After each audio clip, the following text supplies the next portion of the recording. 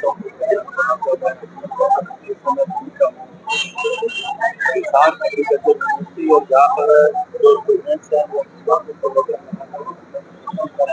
तो ऐसे में किसानों की बात करें तो युवा किसान भाई हमारे साथ हैं जोगेंद्र सिंह बहन बात करना चाहेंगे, क्या कहना चाहते हैं बच्चों को मांगों को लेकर के बात करना चाहेंगे।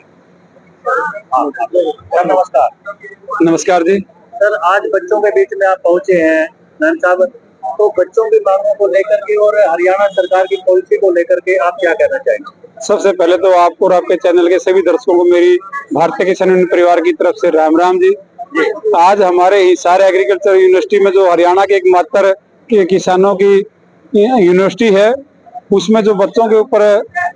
वीसी साहब के द्वारा पिछले 10 तारीख को आज 8वां दिन हमारे नौजवान साथियों का धरना जारी है, उस पर जो अत्याचार किया गया उसकी हम कड़े शब्दों में वीसी साहब की और यहाँ यूनिवर्सिटी के प्रशासन की भर्त्सना करते हैं कि एग्रीकल्चर यूनिवर्सिटी के अंदर कोई ये रोड चलते हुए आम जन नहीं थे जिन्होंने 5-5 साल की डिग्रियां हासिल करके पीएचडी के सीनियर साथी हैं, जो अपनी वाजिब मांग के लिए इनकी एक छोटी सी बिल्कुल छोटी निम्न स्तर की कहूंगा कि जो हमारी छात्रों की मांग थी, क्या मांग थी कि जो पहले से हमारे को स्टाइफंड सरकार की नीतियों के द्वारा दिया जा रहा है, जो ऑलरेडी पहले दिया जा रहा है। हाँ वही कह रहे हैं, जो सरकार की नीतियों के द्वारा पहले से जारी था उसमें कटौती की जा रही है। पहले 70% अंक जिन विद्यार्थियों के होते थे उनको स्टाइफंड दिया जाता था, अब उस 70% की बजाय 75% वीसी साहब के द्वारा जो कंडीशन रखी गई और उस 75% के अंदर भी जो 75% अंक हासिल करेगा उन विद्यार्थियों में से 25% को स्टाइफंड दिया जाएगा। ये एक मांग को लेकर के अपना धरना प्रदर्शन जो लोकतंत्र में एक सबका साझा अधिकार है, उस अपने अधिकार को लेकर के आवाज बुलंद करने के लिए गए थे।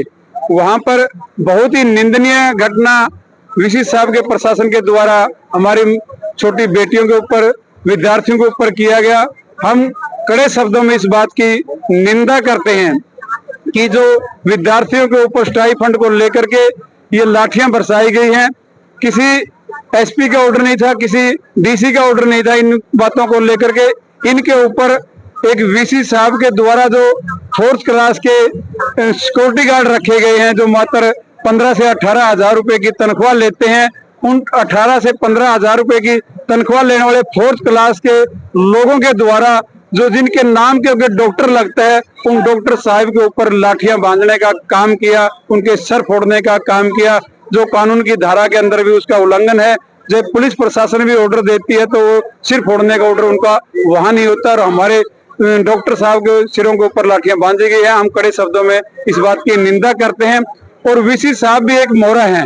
जो सरकार की गंदी नीतियां जो ऊपर में केंद्र में सरकार बैठी हुई है, सीधा मैं कहना चाहूंगा संघीय लोगों की देश के प्रधानमंत्री के द्वारा इस कृषि को खत्म करने का जो जरिया है, उस बात को डॉक्टरों को एक जरिया बनाया गया। यहाँ जो सुविधाएं सरकार के द्वारा पहले यहाँ यूनिवर्सिटी में दी जाती थी, उनका दिन प्रतिदिन हनन किया जा रहा है, और आज इन विद्यार्थियों को स्टाइफंड के नाम पर कूटने का काम जो किया गया, हम उस बात का कड़े शब्दों में निंदा करते हैं। और वीसी साहब के द्वारा तो ऐसी छोटी हरकतें पर आ गए जो वीसी साहब हैं, उन्होंने स्वयं अपनी पत्नी को भी यहाँ जो कोई वैकेंसी नहीं निकालेगी उसको गैर कानूनी तरीके से पद पर नियुक्त करने का काम किया गया है, और अपने चहेतों को यहाँ रोजगार दिया जाता है और कोई वैकेंसी सरकार के द्वारा नहीं निकाली जाती। पूरे हरियाणा प्रदेश के अंदर एक मात्र यूनिवर्सिटी एग्रीकल्चर के नाम से हिसार के अंदर है। सरकार की गलत नीतियों की वजह से इसके नाम को भी चौधरी चरण सिंह का जो नाम रखा गया यूनिवर्सिटी का, उस नाम को मिटाने का प्रयास किया गया,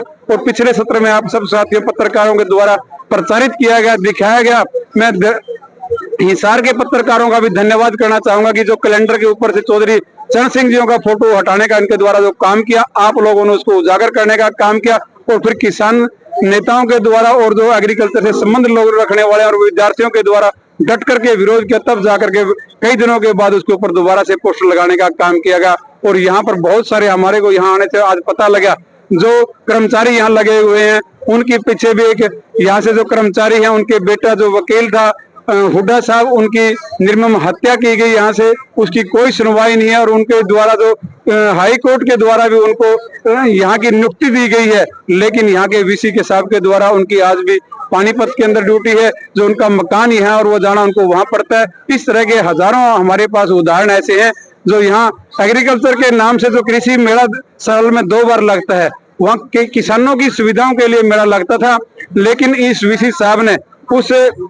मेले को किसान मेला ना करके राजनीति का अड्डा कर दिया है। किसान की एंट्री है जो खाद बीज लेने के आता है, उसकी एंट्री पर नो एंट्री है। और जो हवाई जहाज के द्वारा देश के राज्यपाल और दूसरे देश प्रदेशों के राज्यपाल मुख्यमंत्री यहाँ आमंत्रित किए जाते हैं, और उनके लिए ये एक राजनीति का केवल मात्र अड्डा रह गया। और भारतीय किसान यूनियन के लोगों के द्वारा, हिसार के किसान मोर्चा के द्वारा पिछली साल का जो हमारा सीजन था, उस सीजन में एक बहुत बड़ा घोटाला यहाँ से हमने उजागर किया। जो 90 क्विंटल गेहूं का बीज था, उसके ऊपर ठप्पा लगा हुआ था गेहूं के बीज के ऊपर 2023-24 का गेहूं का बीज, और वो फरवरी महीने के अंदर उसके अंदर जो हमने चेक करने का काम किया तो वो सरसों उसके अंदर रखी गई थी। और वो हिसार की जो नई अनाज मंडी है, उसके हैफेड की जो दुकान 15 नंबर दुकान है, वहां पर हमने ये 80 साल के बुजुर्ग आपको दिखाई दे रहे हैं, जो डाया से हमारे किसान नेता बाकी किसान नेताओं के द्वारा उस कड़कड़ाती सर्दी के अंदर लगातार 10 से 12 दिन धरना प्रदर्शन वहां करके